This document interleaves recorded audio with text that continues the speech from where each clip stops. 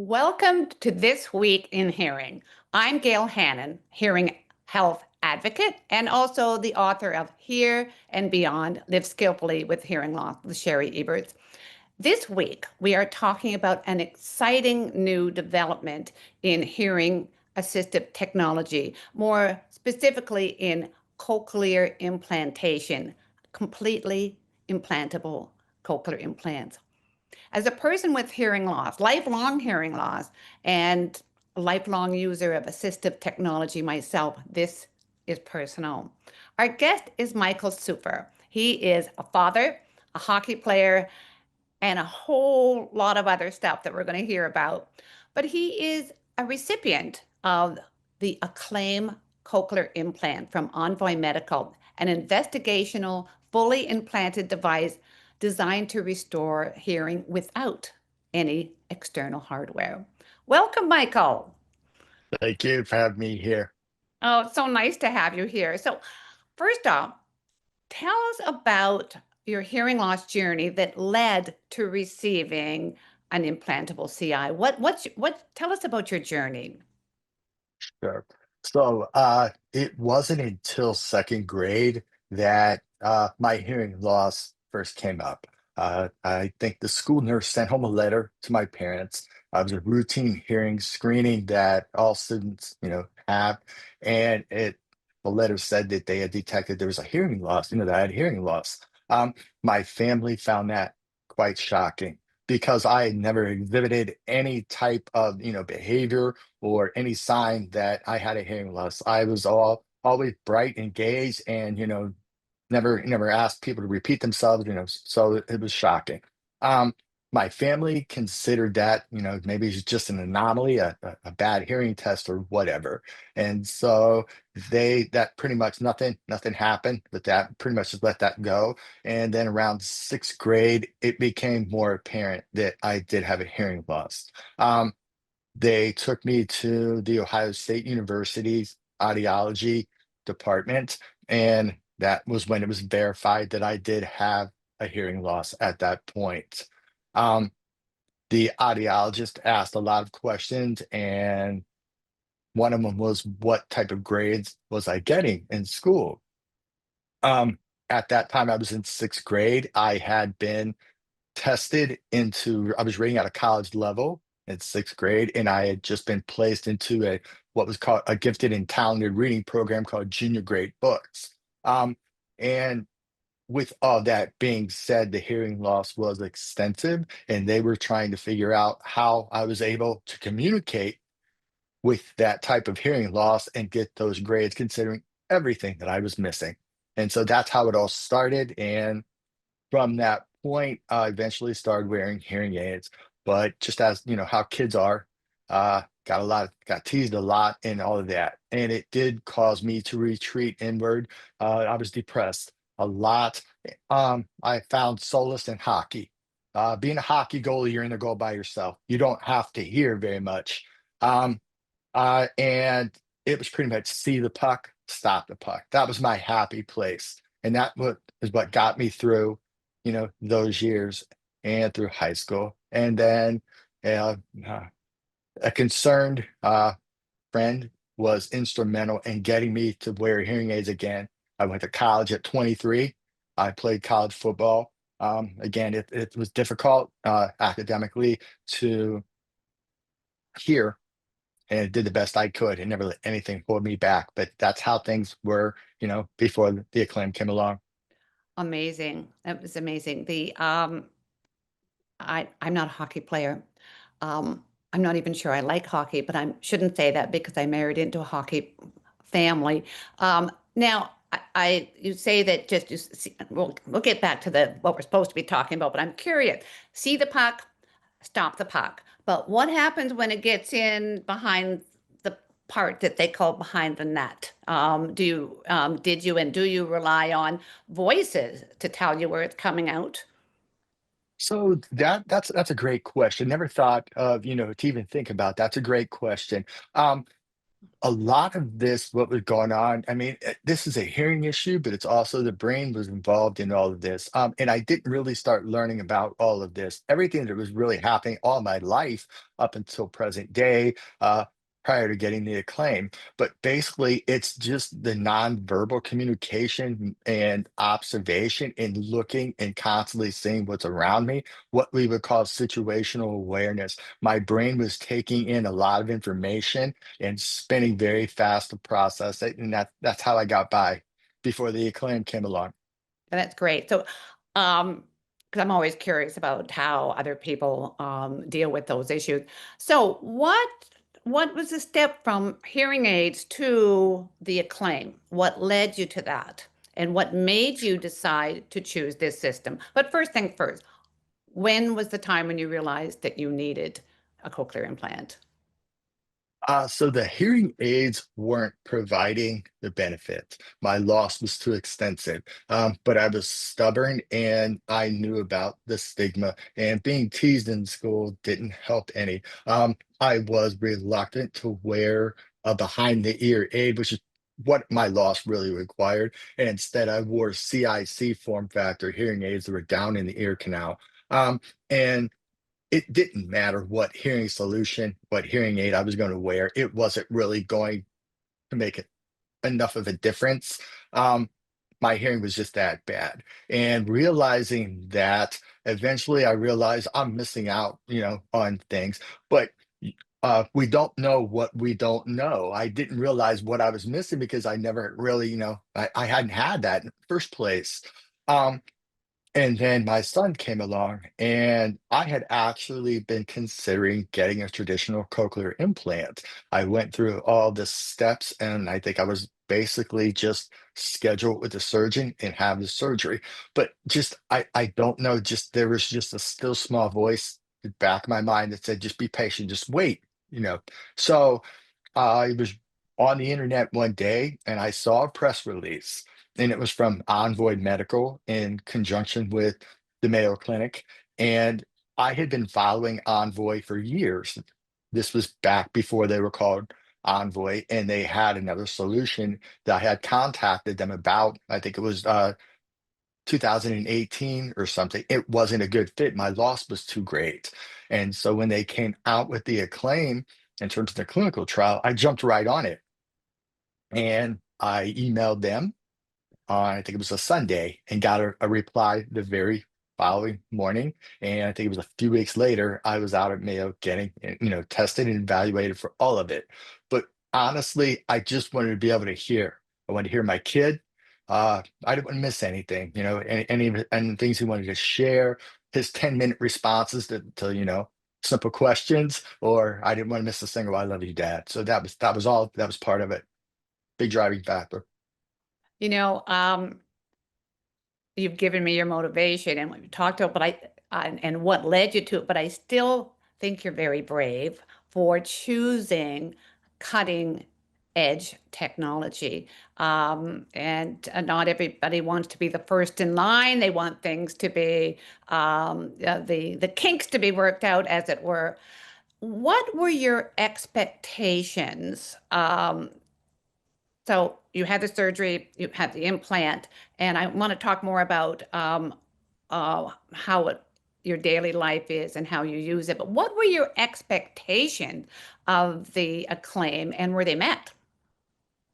So this all fits together really. It's neat how it actually all did come together. Um, there was a book when I was 2 years old. I loved, for my family to read to me, and there was a book called Frankie the Brave Fireman.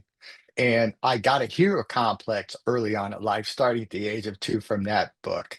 And everything I've done since then has been, a hero complex. Goalie's a hero position, and it was just that was part of who I was. I never looked at it as I'm doing something that has this great risk. I mean, I knew that. I knew there was a risk. They were Mayo was very thorough in explaining everything to me, but I believed in it.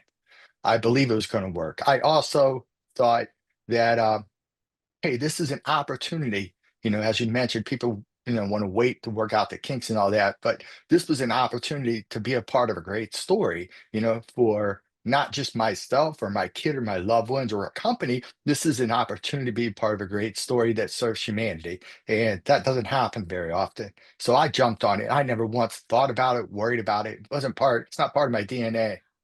I love that. I love that. I can tell you that if I was still back in the hearing aid part of my life, you would make me cross over that divide. So, but what I want to know is how do you use it? For me, 'cause I wear a cochlear implant, I wear a can so it's off the ear, and I have beautiful jewelry that attaches. It's lovely, but I'm still connected to this is my no still I'm very positive about this. This is my command central. This is how I do my volume. This is Mhm. how I stream. So I want to know um how what is how you use it, and I'm really curious about the battery. How do you change it, or how do you recharge it? Great questions. So, in a nutshell, how do I use it? I wake up and I go do stuff. That's it. That's it. I don't have to turn it off. I don't have to turn it on. I don't need to adjust the volume.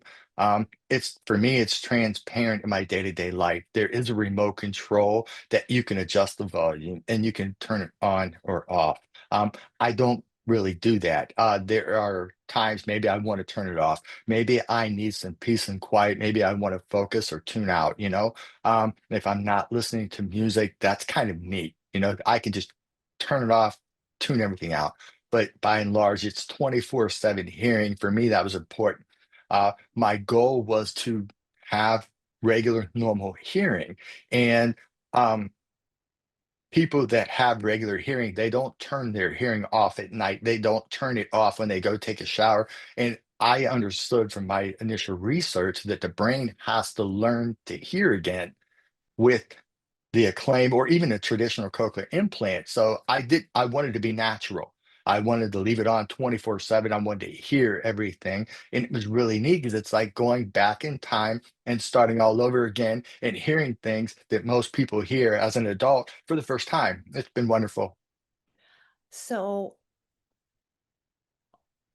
you wake up and you can immediately have a conversation with someone, whether it's a partner or someone in your life or your son. You can just start talking. You don't have to say, put on the device. That is something that I miss. So I'm very envious of that. Or you can just go jump in the shower. You can shower with this. Amazing. Great questions, great stories, great scenarios. See, those are things that hearing people don't think about because it's not part of their day to day. It's not a worry or concern. But people that wear hearing aids or external cochlear implants, it's a big deal. You can't get your hearing aid wet. You can't get your cochlear implant wet. So taking a shower requires steps that you have to do. But with the acclaim, it's fully internal. There's nothing external. There's nothing to put in or take off. I just wake up and I don't talk to anyone in the morning when I wake up except my coffee maker. That's my first love of the morning. I make coffee. Maybe I'll talk to about how much I appreciate it, but really, yeah, you wake up in the morning and say good morning to your partner or your kids and all that. Again, it's allowing you to not think about a hearing loss. That's, well, I think about my hearing loss all the time just because it's what I do, so I do that to myself. Tell me about the battery. How does it recharge? Now, is the battery, I saw a presentation recently, and is the battery down here in your pecs? Great question. So the battery is fully implanted and it's about maybe an inch below the collarbone. And it's a simple outpatient surgery. And they implant it in the chest. So I can feel it right here. It's small. You can't even, when you're out and about, if I go swimming or whatever, or, shirt off out public or whatever I'm doing, boating, kayaking, I'm a pretty active guy. You can't tell, you know, and so the battery's internal and the charging mechanism, it's just like a loop that connects to the charging pack. like a battery, like an external cell phone battery charging pack, for example. And there's a harness that holds it in place and it just recharges wirelessly. And I wear that when I'm reading or working on the computer or something like that. And then when it's charged, I just take it off. That's really the only time that I'm reminded, hey, I have, I have an internal cochlear implant. Otherwise, my life and it is transparent. What if someone you hadn't seen for a while come up and said, "Hey, Michael, good to see you," and punch you in the chest there? Would it hurt? Could they feel it? So I'm a hockey goalie, and a hockey puck is hard, and it will leave bruises even through your body armor, your padding, and so forth. I play high school hockey, and I've taken slap shots directly to that area, really close in, and it's been remarkably robust. Nothing, no issues with the battery pack whatsoever. That was one of the things that I wanted to test, and my surgeon at Mayo, Dr. Driscoll, was something we talked about as well before all of this started. Absolutely no issues. That's interesting. It's interesting. You just reminded me why I was so glad that my son played forward and not a goalie. No mother likes to see people shooting pucks at their son Great point. or daughter. So is there a remote? Do you have it beside you there? Can you hold it up for me? I don't have it with me. I can It's go off okay. camera and get it if you'd No, like and you know hold what? it. It's okay. I think what our in post interview, somebody will post a picture of that. Sure. So it is done externally. And is your smartphone part of your management of your hearing? So we're still in a clinical trial. It's still ongoing. I'm still a part of it. And this is still considered a beta product, per se, but it's working remarkably well. I can't speak for what Envoy's development timeline is like, but I would think that at some point you would have a different remote or a smartphone app. Again, I don't want to mislead anyone. I don't have that, but you could do that. But again, I don't need one. To be honest, I don't have to like change listening modes when I'm in a noisy restaurant. You just wake up. Okay. Interesting. Interesting. So that I love the fact that it's being tested and it's so that there's we can look forward to seeing these things improve, like the system. And how about your hearing? Is it clear? Is there any downside or is there any issues you have with what you're actually hearing in terms of clarity? Another great question. So with my hearing aids, they sounded like, again, I had a hearing loss since I was a kid. So the baseline was never, okay, this is what regular clear hearing sounds like, and this is what, hearing aid. But I had always been able to listen to music and tell the difference between like music that was a poor quality versus music that was considered high fidelity. And listening to music is a big part of my day to day as well. And with a hearing aid, I could hear with it and I could hear the music. But if I wore headphones, I would get the feedback when it was over my ear. Feedback was always an issue because, again, my loss was so great. Those aids were being maxed out. So, higher the volume, the more feedback. But with the acclaim, it's different. It's hard to explain, but it's not a microphone. There's no microphone or speaker. There's nothing in my ear. um, it's internal and it uses the ear's natural anatomy to hear instead of a microphone and a speaker in your ear canal. And, it's tremendous. The sound quality for me is great. I hear people's tone of voice much more distinctly. I can tell my voice had changed. That was one of the first things that everyone after my surgery would say, your voice is different. Um, I'll never be on You have a beautiful voice, by the way. Thank you very much. I You're appreciate that. welcome. Yeah. So it was just a lot of discovery and hearing myself. I think being able to hear myself talk, in the vowels and so forth was improvement on that. It's just been tremendous for me. That's amazing. It's really, really amazing. I can tell you don't regret this decision. Um, Not and at all. Yeah. Will you, with the testing that's ongoing with Envoy, will you, with your current technology implanted, be able to benefit from the acclaim as it perhaps adds other the ability to stream, etc. Will they be able to add that or to enable what you've got so that you can expand your listening experiences? So I have Apple AirPod in my ear. That's what it is. I saw something. I wasn't sure what it was. Yeah, I don't need Bluetooth because I don't have a hearing aid I have to pair it with. I just put something in my ear and listen to it like a normal person, a hearing person does. I don't need to worry about those additional steps to hear or utilize things. Talking on the phone, one of the first things I did when I had the implant after it's activated. Again, these are little day-to-day things that people take for granted, hearing people do, not because of, anything other than they don't have to worry about it. I use my iPhone as my alarm. I don't have to have something that vibrates. And it was just that I don't increase the volume of my iPhone either. It's just the default.